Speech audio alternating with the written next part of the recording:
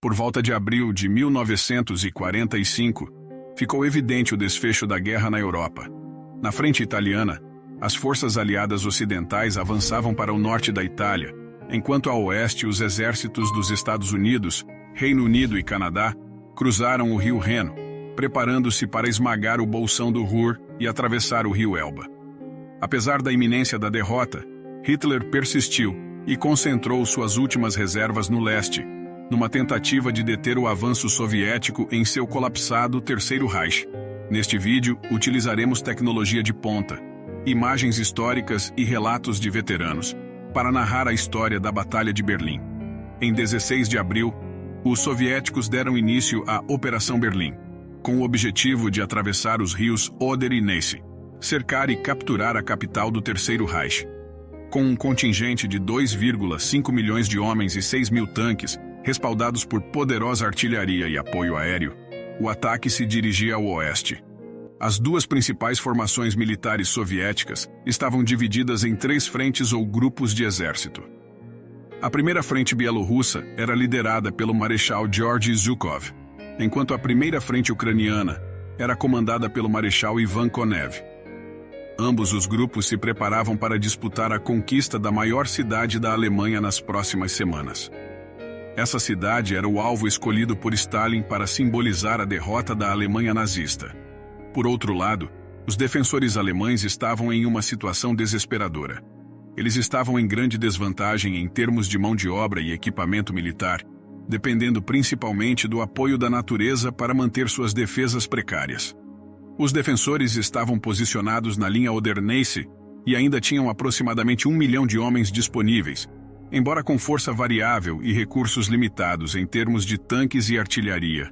O ponto crucial para ambos os lados era o coração das defesas alemãs, localizado cerca de 60 quilômetros a leste de Berlim, as colinas de Zielou. Estas colinas ficavam diretamente no caminho da primeira frente bielorrussa comandada por Zhukov. A primeira frente bielorrussa enfrentou uma batalha árdua e altamente contestada por mais de 4 dias, o que trouxe dificuldades para os atacantes. Durante a tomada de Berlim, 66 mil soldados soviéticos perderam a vida. No entanto, em 21 de abril, as tropas soviéticas conseguiram abrir caminho para Berlim, e os tanques avançaram rapidamente para cercar a cidade. Um pouco ao sul, a primeira frente ucraniana liderada pelo marechal Konev encontrou um terreno um pouco mais favorável. Inicialmente, o plano era contornar Berlim pelo sul, mas devido às dificuldades enfrentadas por Zhukov em Zielou, Stalin ordenou que o avanço fosse direto para a cidade pelo sudeste. Poucos dias depois, em 25 de abril, as forças soviéticas se uniram e o cerco a Berlim foi finalmente estabelecido, com cerca de 1,5 milhão de soldados cercando a cidade. Dentro do cerco, a situação era caótica. A cidade de Berlim, que havia sido alvo implacável de bombardeios da Força Aérea Aliada durante anos e abrigava inúmeros refugiados, estava irreconhecível, reduzida a uma sombra de seu passado. Cerca de 2,5 milhões de civis, a maioria vivendo em abrigos subterrâneos, foram encurralados em uma cidade com escassos suprimentos e sob constante fogo de artilharia. Enquanto os remanescentes da liderança nazista se ocupavam em preparar defesas improvisadas, a população da cidade foi deixada à própria sorte. Berlim foi apressadamente dividida em várias zonas defensivas, sendo a Zona Central, ou Zona Z, o último bastião em torno do centro da cidade. Embora essas defesas parecessem impressionantes no papel, eram na maior parte uma tentativa de última hora de deter o avanço inimigo, o que raramente surtia efeito. Os obstáculos, como bondes carregados de entulho e valas antitanque, provaram ser apenas pequenos empecilhos para as forças esmagadoras que se dirigiam à cidade. Muitos dos soldados que tripulavam essas defesas não representavam uma ameaça real. O que restava para defender a cidade era uma combinação de jovens e velhos, juntamente com algumas unidades veteranas que ainda estavam capazes de lutar, embora em menor número, após meses de intensos combates. Apesar de ser numericamente superior, Berlim estava longe de ser um alvo fácil para a força invasora. A cidade era cruzada por canais e hidrovias, conectada por pontes e cercada por amplas ruas ladeadas por prédios altos com muitas janelas. um terreno que se tornava uma armadilha mortal para os tanques avançando sem o apoio da infantaria. No entanto, os engenhosos soviéticos já haviam se familiarizado com a guerra urbana nessa fase do conflito. Sua tática principal para superar as defesas obstinadas era baseada no poder de fogo. A artilharia pesada, como o obus de 203 mm, era utilizada para literalmente pulverizar os edifícios antes que a infantaria e os tanques pudessem avançar, bombardeando a área com projéteis altamente explosivos e rajadas de tiros de metralhadoras. Os soviéticos avançaram rua por rua e casa por casa, abrindo caminho em direção à Zona Z. Vamos dar uma rápida visão da famosa Zona Z, onde os combates seriam mais intensos, e alguns dos edifícios mais importantes que se erguiam em 1945. Delimitada pelo canal Landwehr ao sul e pelo rio Spree ao norte, essa área foi formada aproximadamente ao longo da linha da rede S-Bahn da cidade. Enquanto sobrevoamos a cidade de sul a norte, podemos avistar o quartel-general da Gestapo, na Prinz Albrecht Straße, o enorme Ministério da Aviação de Göring, que ainda existe até hoje, e as antigas e novas chancelarias do Reich. Atrás desta última, cerca de 30 pés abaixo, encontra-se o Führerbunker, o complexo que consistia em 2 bunkers, o Vorbunker e o próprio Führerbunker, onde Hitler e sua nova esposa encontrariam o seu trágico fim em 30 de abril. Continuando ao norte, passamos pelo impressionante e moderno Memorial do Holocausto, encontrando então o famoso Portão de Brandemburgo e a rua Unter den Linden, onde está localizado o Hotel Adlon, que na época servia como um hospital de campanha improvisado. No entanto, o objetivo dos soviéticos no final de abril de 1945 era alcançar o imponente edifício do Reichstag. Embora abandonado durante a ditadura nazista após o incêndio de 1933, esse edifício foi transformado em um símbolo político pela propaganda soviética, o coração do Estado fascista.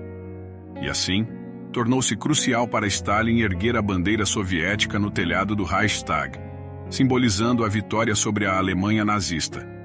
A chave para essa conquista foi a então chamada Königsplatz. Hoje, essa praça tem uma aparência muito diferente daquela que tinha em 1945, com o novo prédio da chancelaria à esquerda e a popular Platz der Republik no meio, atraindo muitos turistas. É difícil imaginar a brutalidade das batalhas que ocorreram aqui nos últimos dias do Império. Na foto da década de 1930, vemos a antiga Königsplatz com o Reichstag à direita, o bairro diplomático e o antigo Ministério do Interior. Contudo, em 1945, as coisas eram muito diferentes, e os anos de implacáveis bombardeios deixaram sua marca na paisagem. Para realmente compreender as lutas pelo Reichstag, precisamos conhecer o campo de batalha. Vamos analisar uma fotografia aérea de abril de 1945. O Ministério do Interior, também conhecido como Casa de Himmler, pode ser visto à esquerda, e um pouco mais próximo está a Kroll Opera House, ambos gravemente danificados, mas desempenhando papéis fundamentais nos combates que se seguiram. A área também apresentava uma grande diferença em relação ao presente. No centro, havia um grande obstáculo, um canteiro de obras abandonado do metrô que se enchera de água e servia como linha de defesa em frente ao Reichstag. Se avançarmos um pouco mais ao norte, até a curva do rio Spree, podemos observar as ruínas do bairro diplomático. Hoje, o único edifício que ainda permanece na área é a Embaixada Suíça, que antes ocupava um quarteirão inteiro. Por trás dessa embaixada estavam as chaves para conquistar o Reichstag, as pontes Moltke e do Príncipe Herdeiro. Agora, ao observarmos uma fotografia aérea incrivelmente rara e a desacelerarmos, podemos explorar o verdadeiro campo de batalha logo após o fim da luta. A câmera voa na direção oeste-leste sobre o Tiergarten de Berlim, em direção ao portão de Brandemburgo, apontando para a esquerda ou para o norte fora da aeronave. Em primeiro plano podemos ver os destroços da Ópera Kroll, e logo atrás estão os restos do Ministério do Interior destruído, com vista para a importante ponte Moltke.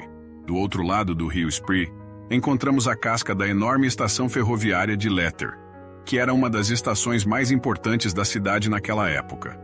À margem direita do rio, vemos os destroços do bairro diplomático, incluindo a Embaixada Suíça. Mais adiante, encontramos os restos inundados do metrô que formavam uma barreira defensiva de formato incomum. Além dessa barreira, encontra-se o terreno aberto em frente ao Reichstag, ladeado por trincheiras e destinado a ser palco de ferozes combates. Ao longe, o Kronprinzbrück ergue-se sobre o Spree, e finalmente o próprio Reichstag aparece, bastante danificado, mas claramente visível na foto. Enquanto o avião continua voando pelo coração da devastada Berlim, viramos para o noroeste para continuar a história a partir de uma perspectiva soviética. Foram os homens do Terceiro Exército de Choque, parte da frente de Zhukov, que chegaram a esta área vindo do norte em 28 de abril, com a 150ª Divisão de Fuzileiros posicionada ao longo do Spree.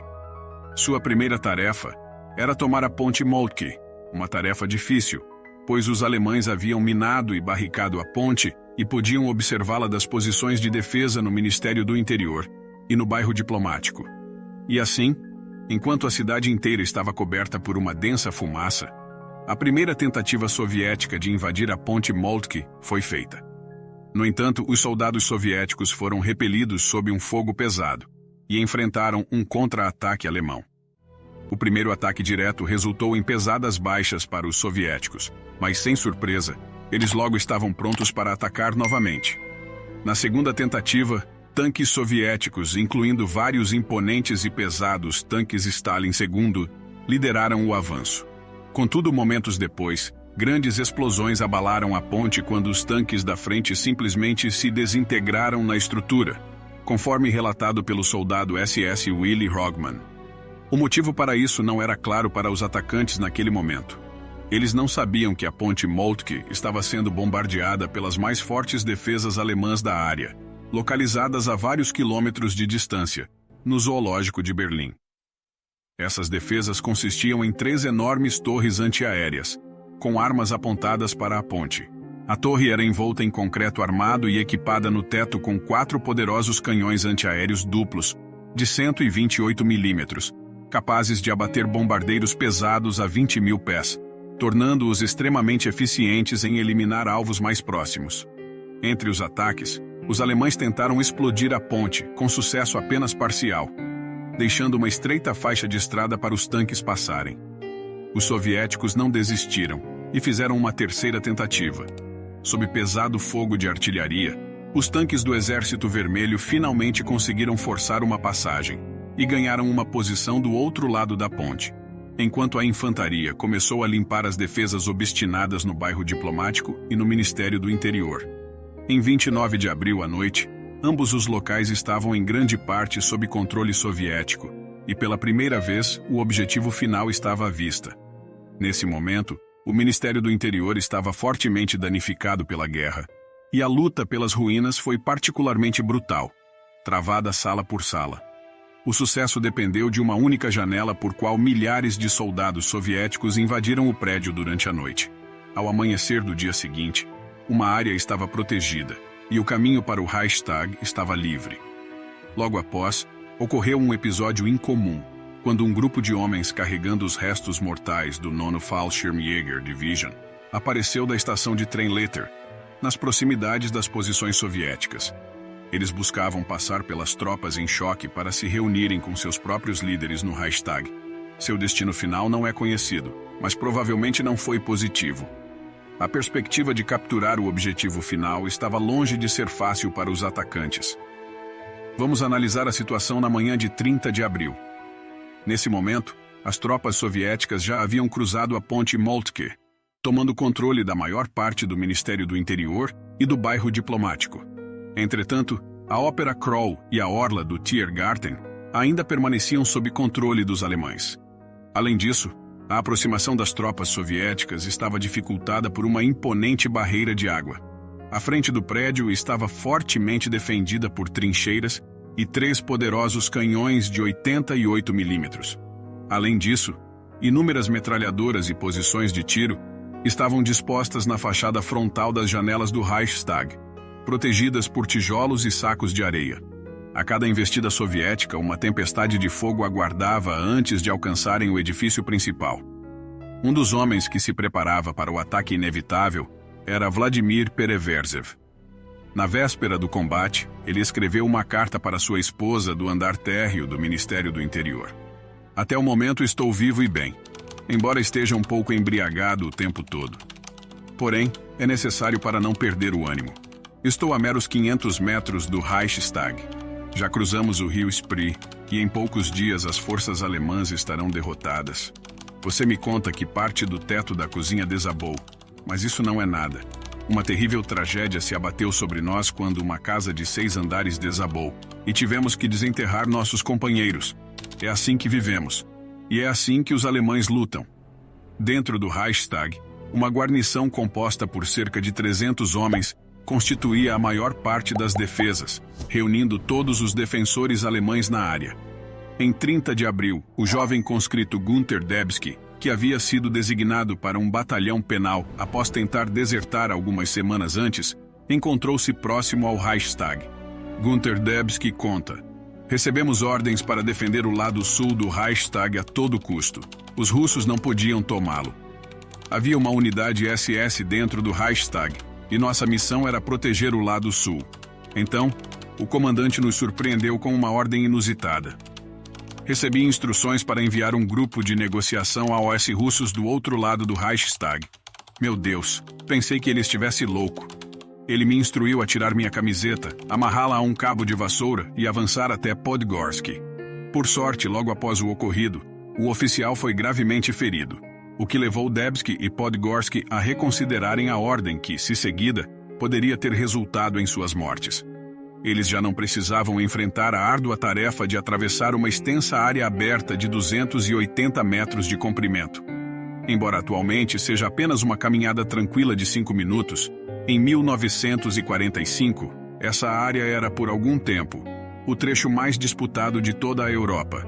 Às 4h30 do dia 30 de abril, os soviéticos lançaram sua primeira investida na tentativa de superar o obstáculo da água.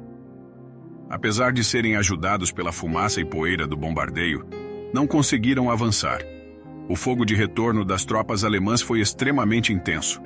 Às 11h30, os soviéticos fizeram uma segunda tentativa, mas também foram repelidos em parte, devido ao intenso fogo contínuo proveniente da torre antiaérea localizada no zoológico. 3 horas depois, eles lançaram um terceiro ataque, que dessa vez foi bem sucedido, pois conseguiram superar o obstáculo da água após derrubar várias posições-chave, provavelmente incluindo os canhões 88 que defendiam a frente do Reichstag. Eles haviam percorrido metade do caminho, mas ainda faltava a outra metade. Neste momento crítico da batalha, as tropas soviéticas já haviam posicionado um grande número de peças de artilharia de campanha e disparavam a queima-roupa do lado de fora de Letterbahnhof, área agora conhecida como Washingtonplatz, em direção ao prédio do Reichstag, com o objetivo de conter o fogo de retorno das tropas alemãs. Diante dessa situação desesperadora, o oficial encarregado de defender o prédio do Reichstag, Gerhard Babik, solicitou apoio blindado, e para sua surpresa, o pedido foi atendido. Pouco depois, vários Stug terceiros e um imenso King Tiger da divisão SS Nordland chegaram àquela esquina no lado sul do Reichstag, exatamente onde Debski havia estado pouco antes. O comandante Georg Diers liderava o King Tiger e relembrou essa cena em suas memórias. O prédio do Reichstag já havia sido intensamente bombardeado e o plenário estava em chamas. Diante do prédio, observamos a Kroll Opera e avistamos um grande número de T-34S alinhados à nossa direita, cerca de 30 deles, com os canos de suas armas apontados para o Reichstag, mirando em nossa direção. Após um briefing minucioso com a tripulação, decidimos correr o risco e virar à esquina, abrindo fogo contra esse grande contingente. Obtivemos sucesso. No entanto, apesar do poderio do King Tiger, uma única máquina não faria muita diferença naquele cenário intenso de combate. Enquanto isso, mais e mais tanques soviéticos atravessavam a ponte Moltke e também conquistavam a ponte Kronprinzen ao nordeste. Com o flanco norte da Königsplatz agora sob controle dos soviéticos, os atacantes estavam preparados para realizar um último avanço em direção ao Reichstag. Não era segredo que, nesta fase da batalha, Stalin tinha um interesse pessoal significativo no desfecho. Ele deixou absolutamente claro que desejava que o Reichstag fosse capturado e que a foice e o martelo tremulassem sobre o prédio no 1º de maio, o Dia Internacional do Trabalho. uma data de extrema importância no calendário soviético. Isso implicava que vários grupos de bandeira se uniriam à luta com o objetivo expresso de chegar ao topo do Reichstag. Infelizmente, a pressão se intensificou ainda mais às 14h30 do dia 30, quando um relatório falso sobre o avistamento de uma bandeira vermelha no Reichstag foi transmitido a Moscou e chegou à mesa do próprio Stalin. Quando o erro foi descoberto, os comandantes responsáveis, provavelmente temendo as consequências de seu erro, iniciaram um esforço conjunto para corrigir a situação, incluindo a tentativa de colocar uma bandeira no telhado que falhou. Com o tempo se esgotando, decidiram lançar um ataque total. Há muito debate sobre o ponto exato em que o Reichstag foi penetrado pela primeira vez.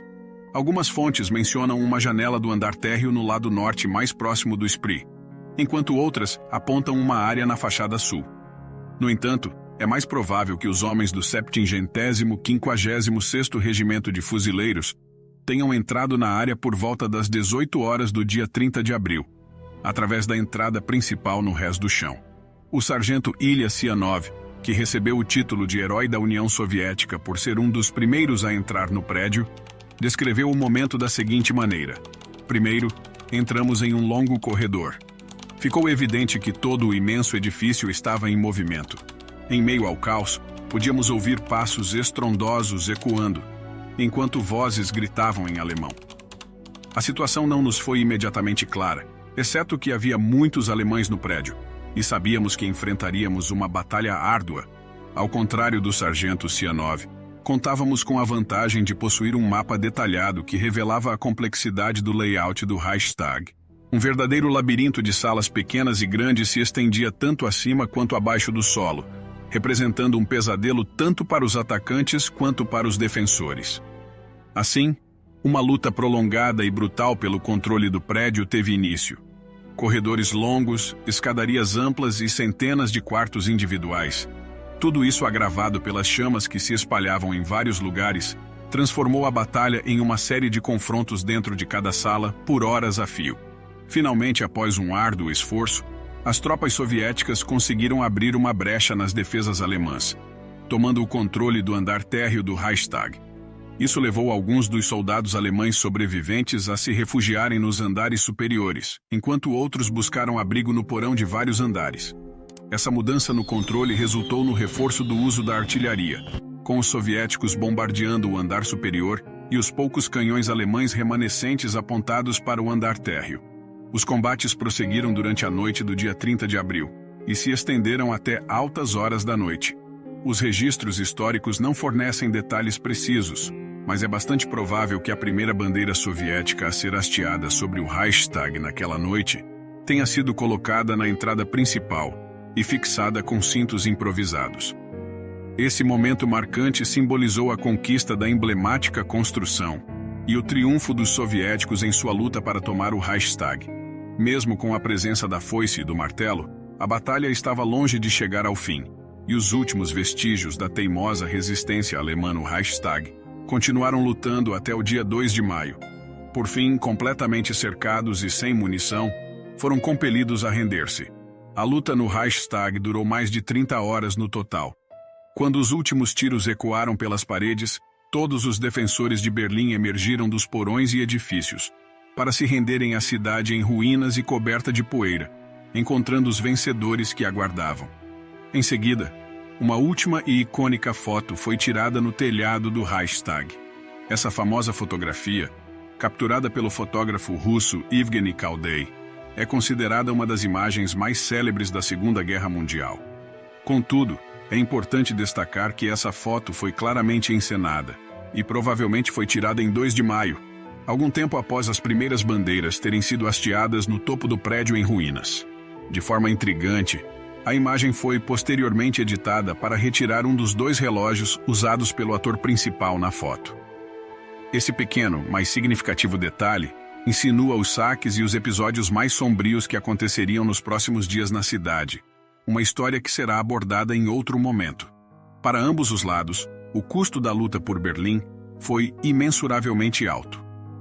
Embora as estimativas variem, acredita-se que entre 80 mil e 100 mil soldados soviéticos e 100 mil soldados alemães tenham perecido nos combates, e talvez até 20.000 civis tenham perdido suas vidas. Nos dias seguintes, as primeiras imagens da batalha e da destruição resultante foram exibidas ao mundo.